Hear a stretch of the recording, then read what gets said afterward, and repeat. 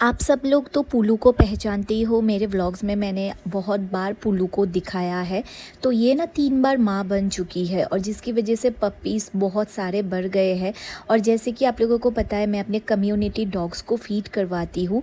तो जैसे कि मैं इनको फ़ीड करवाती हूँ ना, मेरे दुश्मन भी दिन पे दिन बहुत सारे बढ़ते जा रहे हैं। स्पेशली मेरे पड़ोसी, कोई भी मतलब इन लोगों को जब मैं फ़ीड करवाती हूँ, मुझे कोई सपोर्ट तो करता ही नहीं, उल्टा गाली गलौज या फिर इन बच्चों को मारना पीटना ये सब तो चलता ही रहता है। तो इस बार मैंने सोचा कि मैं पुलू को स्टेरिलाइज़ करवा दूँगी। तो ये काम मैं अकेले नहीं कर रही हूँ, मेरे साथ इसमें मेरी हेल्प कर रही है मेरी ननद टीना। टीना को तो आप लोग पहचानते ही हो, मेरी पड़ोसी है।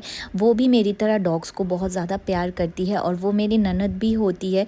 तो हम दोनों मिलके, और टीना की एक फ्रेंड भी आई थी, तो हम तीनों मिलके पुलू को लेकर गए थे सुबह सुबह हॉस्पिटल। और आज का दिन मेरे लिए इतना ज़्यादा स्ट्रेसफुल था ना, मैं आप लोगों को क्या बताऊँ। मतलब ये काम मैं पहली बार कर रही हूँ। एक तो मन में खुशी था कि आज के बाद पुलू पपीज़ को जन्म नहीं दे पाएगी, तो झगड़ा झमेला ये सब भी नहीं होगा और ये भी हेल्दी रहेगी लाइफ टाइम के लिए। और दूसरी तरफ ये टेंशन चल रहा था कहीं कुछ गलत ना हो जाए, क्योंकि 1.5 महीने पहले ही ना पुलू ने फिर से एक पप्पी को जन्म दिया था, जो कि अभी बहुत ज़्यादा छोटी है और वो अभी ब्रेस्ट फीडिंग पर है।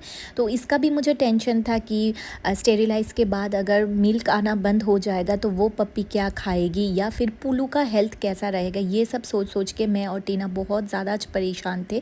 तो यहाँ पे जाते ही देखो, ये एक शेल्टर टाइप का है। यहाँ पे बहुत सारे बाहर के डॉग्स या फिर जो पेट डॉग्स कैट्स है उनको भी लेकर आते हैं लोग स्टेरिलाइज़ के लिए, या फिर और कोई मेजर ऑपरेशन वगैरह हो तो जब पुलू की बारी आई ना, मुझे इतना ज़्यादा ऐसा लग रहा था कि मेरे गले पर ना मेरी सांस अटक गई है। मैं बस प्रे कर रही थी, जो भी हो भगवान, पुलू को कुछ ना हो और जो काम मैं करने आई हूँ उसमें मैं सक्सेस हो जाऊँ। अगर उल्टा सीधा कुछ हो गया ना, देखो पड़ोसी तो वैसे ही भी मुझे बातें सुनाते ही रहते हैं, लेकिन अगर उल्टा सीधा कुछ हो गया उसमें भी मुझे बातें सुनाएंगे।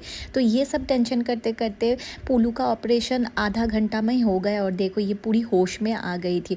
और इसको मैं कैसे मैनेज करूँगी, इसके लिए भी अलग से एक टेंशन हो रही थी। तो डॉक्टर ने कहा 10 से 12 दिन में पुलू एकदम स्टेबल हो जाएगी, खाने पीने लगेगी। तो आज का दिन और कल का दिन, मतलब 2 दिन थोड़ा मुश्किल होगा। पुलू को हमें बांध के रखना पड़ेगा और खाने पीने का ध्यान रखना पड़ेगा। और यहाँ पे फ़िलहाल मैंने पुलू का मुंह बांध दिया है, क्योंकि वो अभी तो बेहोश हालत में ही है, लेकिन उसकी आंखें खुली हुई है और स्टिच वगैरह की थोड़ी तो पेन हो रही है। अगर मैं हाथ दूँ तो मुझे काट ले, पता नहीं क्या है क्या नहीं है। और फिर हम तीनों मिलके पुलू को घर वापस लेकर आए।